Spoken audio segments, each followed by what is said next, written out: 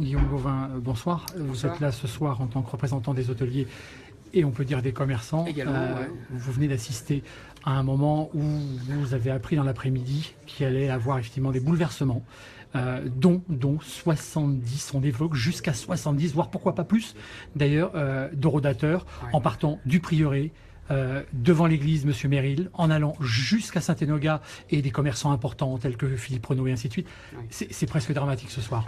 Je pense que c'est vraiment dramatique. Il y a plusieurs choses de dramatiques. C'est qu'aujourd'hui, j'ai entendu Madame le maire évoquer que c'était une demande des commerçants, des hôteliers, etc. etc. Alors, pour la petite info, aujourd'hui, Madame le maire, on ne la rencontre plus depuis plus de 6 mois. Plus de téléphone, plus d'infos. On est... Aucun commerçant, hein, l'Union des commerçants, mais surtout le club hôtelier, enfin les hôteliers de Dinard aujourd'hui sont plus reçus. On avait effectivement une demande de parking, on le sait. Maintenant, j'ai évoqué des idées de parking, comme tout le monde, que ce soit au parking du centre avec des barrières, que les gens ne soient pas obligés de revenir toutes les 2 heures mettre un ticket, surtout quand ils vont à la plage, puisqu'on a une plage à Dinard. Et j'avais évoqué également le parking aérien au niveau du parking du marché, puisqu'il n'y a aucun vis-à-vis, et ça coûte 10 fois moins cher que de creuser. Aujourd'hui, on n'a jamais été informé de quoi que ce soit sur les projets de la mairie, encore moins des 70 rodateurs. J'en ai parlé déjà avec quelques hôteliers qui sont fous furieux. Ils ne sont pas là ce soir parce que on attend de voir comment ça va avancer. Avec quelques commerçants, avec les commerçants de Saint-Enogat également qui sont furieux puisqu'ils savent que là, si Saint-Enogat devient payant, ça va être catastrophique pour eux. Donc encore un sujet brûlant qui à mon avis va mettre pas mal de commerces en colère. Surtout que si c'est par une délégation privée qui gère tout ce petit monde-là, ça va être payant et ça va être surveillé 7 sur 7, 365 jours par an. On va essayer de ne pas rentrer dans la polémique parce que c'est facile, on est à chaud et je veux dire qu'il faut toujours avoir la mesure. On savait que vous aviez quand même des contacts avec M. Thomas Evin, on savait que ça se passait. Oui, avec M. Evin, ça se passe très bien. Ça se passe très bien. Et là, vous tombez, c'est la douche froide quand même. Mais parce qu'on est au courant de rien et encore moins de ce projet d'extension des zones payantes dans tout Dinard, à Saint-Enogat, jusqu'à l'église et 70 rodateurs. Moi, qu'on construise un parking souterrain, ils peuvent construire ce qu'ils veulent. Ce qui est important de savoir, c'est combien ça va coûter et qui va le gérer. Si demain, c'est plus les villes de Dinard qui gèrent toutes ces places payantes, que ce soit les rues ou que ce soit les parkings, à qui ça va profiter? Pas aux Dinardais, ça c'est sûr, encore moins à nos touristes. Surtout qu'on est quand même dans une période assez compliquée avec tous les événements, avec tout ce qui se construit à l'extérieur. On apprend, comme le disait très bien tout à l'heure un élu, qu'à la place de Weldom, encore un autre magasin allait se construire. Moi, je plains également tous les petits commerces, les petits commerces de bouche. Je vois Intermarché qui va bientôt ouvrir en face de nous, là. Ben, je le plains aussi, parce que franchement, les gens vont plus vouloir venir sur Dinard. On a cette problématique. Pour moi, déjà, il suffit de voir Dinard l'hiver, c'est mort. C'est mort, il y a du monde uniquement le dimanche pour la balade. Dinan, ils ont 2 heures gratuites. Saint-Malo, c'est gratuit l'hiver, on peut se garer. À Dinard, on va être obligé de payer toute l'année, partout, même pour les gens de Dinard qui voudront aller à l'église, il faudra encore payer. Est-ce que Guillaume Gauvin, on sent que c'est un sujet que vous tenez à cœur, vous connaissez votre ville, vous battez, vous êtes battu, on a vu, vous avez fait ce qu'il fallait et je crois que personne ne pourra dire le contraire tout cet été. Est-ce que vous n'avez pas peur, entre guillemets, pour les commerçants, pour les hôteliers que vous représentez, eh bien qu'on soit rentré dans une espèce de phase quand même pas très glorieuse et que l'hiver va être très dur pour certains? Alors oui, on le sait tous que l'hiver va être très dur. Ça fait des années que ça perdure, mais là cet hiver ça va être un peu plus compliqué. Aujourd'hui, moi ce que je déplore le plus, c'est surtout le manque de communication. Il y a eu des petites histoires avec la mairie sur, on s'en rappelle, les taxes séjour, les machins, tout ça. Moi j'en reste, enfin voilà, c'est des choses que j'oublie et je m'en fous. Je suis gérant d'entreprise, patron. Ça m'arrive avec mes salariés d'avoir des discussions un peu houleuses. Ça n'empêche qu'on se remet au travail le lendemain et on parle. Là aujourd'hui, la mairie ne communique plus avec nous, ne répond plus à nos appels, parle à notre nom sans nous connaître. On parle du parking de Dinard, ça fait 25 ans que je suis commerçant ici, divers restaurants, etc. Je le connais par cœur le problème, parce que moi tous les jours je viens à Dinard, tous les jours, 365 jours par an. Donc je le connais. J'ai émis plein d'idées. Mais même à l'époque de Sylvie Mallet, avec qui j'ai discuté et qui aujourd'hui comprend ma position. Des idées, j'en ai pour les parkings, mais comme d'autres commerçants, je ne suis pas tout seul. Tout simplement parce que nous, on le vit tous les jours. Alors peut-être que les élus aujourd'hui qui sont là, ils ont leur petit parking privé en face de la mairie, donc ils galèrent pas trop pour chercher des emplacements, et on les voit pas vraiment souvent en ville. Honnêtement, pour ma part, j'en vois pas. Donc je sais pas s'ils connaissent véritablement le problème, et ils n'ont pas les clients en face d'eux. Moi je suis hôtelier, tous les jours j'ai des gens qui arrivent avec leur voiture, avec leurs enfants, leurs bébés, leurs poussettes, leurs valises, le troisième âge, les handicapés.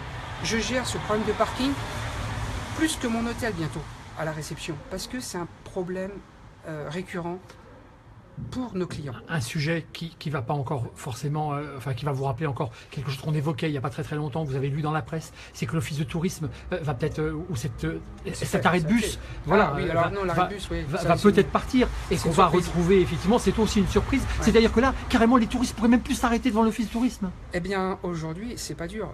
L'arrêt de bus du Galix, c'est l'arrêt prioritaire de Dinard, c'est-à-dire que tous les gens qui viennent dans le centre... Et il pourrait disparaître, et s'il disparaît, il va falloir qu'on m'explique où est-ce que les gens vont s'arrêter. Parce que si les gens qui arrivent à Dinard en vacances, le troisième âge, on va dire que les jeunes ils peuvent marcher, admettons. Les gens qui ont 70, 75 ans, on va les arrêter à l'église ou à la médiathèque, ils vont venir à pied jusque dans le centre. Ben là franchement, je crois que j'aurais tout entendu, tout vu, mais là ça déborde quoi.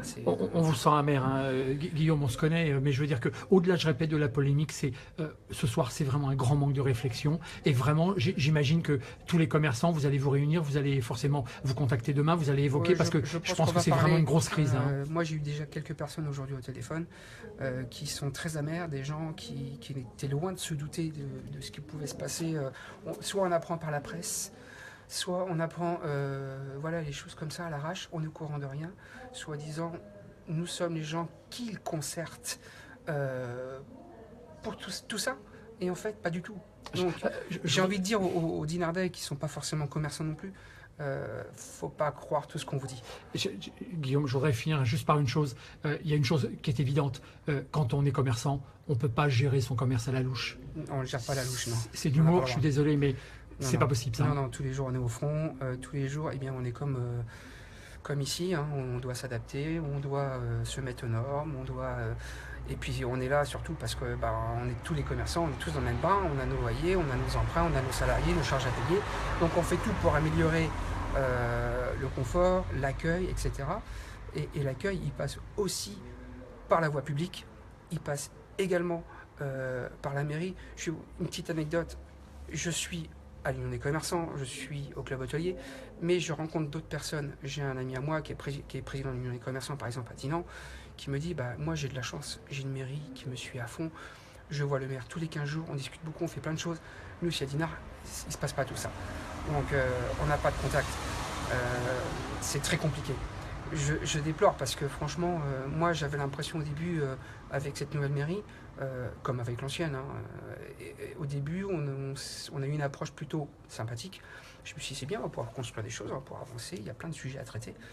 Et finalement, à la première incartade, on s'est fait taper dessus et c'était fini. Exactement comme un enfant qui vole du chocolat, vous lui mettez une tape sur les mains, il va vous faire du boudin pendant 3 semaines. Non, c'est pas possible, on peut pas gérer ça comme ça. Et je pense que, alors Saint-Amégat surtout, je pense, là j'étais en train de penser à Saint-Amégat, parce que c'est une petite commune dans la commune, ça va beaucoup les toucher. Je sais qu'apparemment, de ce que j'ai pu entendre, voilà, Saint-Amégat, ils vont reprendre tout ce parc. Effectivement, la plage, il y aura peut-être moins de monde dans cette plage-là. Les commerces, ils vont en souffrir. Non, mais j'attends de voir. Bon, j'attends de voir après ce qui va se passer par rapport à leur demande de délégation. J'attends de voir surtout parce que je ne marche pas tout seul, je suis rien ici, hein, je ne suis qu'un commerçant. On a bien compris que Guillaume vous sent honnêtement très touché. Voilà, j'attends de voir ce que mes collègues, les commerçants, vont vouloir dire et faire. Je ne mènerai certainement pas une bataille tout seul, c'est pas mon but, j'ai pas de bataille à mener, j'ai juste un commerce à défendre. Et une association qui est de plus en plus dure à défendre, parce qu'aujourd'hui on se demande bien ce qu'on fait là d'ailleurs. Mais Guillaume, merci de réagir à chaud. Je sais que c'est toujours délicat.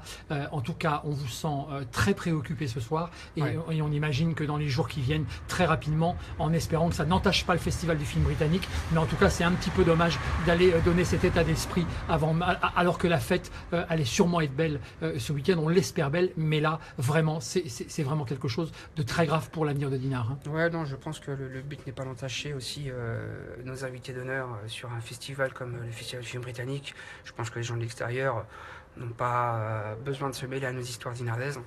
On a encore la chance de l'avoir, ce festival. C'est déjà pas mal, parce qu'il y a eu quand même pas mal de choses de supprimer sur cette commune. Donc on va éviter de toucher au festival, parce que sinon il ne va plus nous rester grand-chose. Une dernière chose, je sais qu'elle tenait à cœur, Guillaume, à vous, à Fabien, un concert. On est en live, hein, il y a des voitures qui passent, on s'excuse, hein, mais il y a un concert qui vous tenait à cœur, que vous avez fait venir un groupe anglais, qui malheureusement n'aura pas lieu. Enfin si, il aura lieu. Il aura lieu, en fait, mais en enceinte privée. On a changé la donne. C'est-à-dire que nous quand on a eu l'accord de la mairie, voilà, on a fait les choses. On a eu le désaccord après de la sous-préfecture, question de sécurité. Donc on a décidé de maintenir ce concert. Par contre, Fabien et moi, on s'est engagés à le faire à nos frais. Et à vos deniers personnels, on va bien d'accord. C'est-à-dire que moi, je paye les logements. Parce que vous aviez donné votre promesse, entre guillemets, à ce groupe anglais. On avait donné notre promesse, tout a été engagé. Et puis, avec Fabien, on va partager les frais sur le groupe.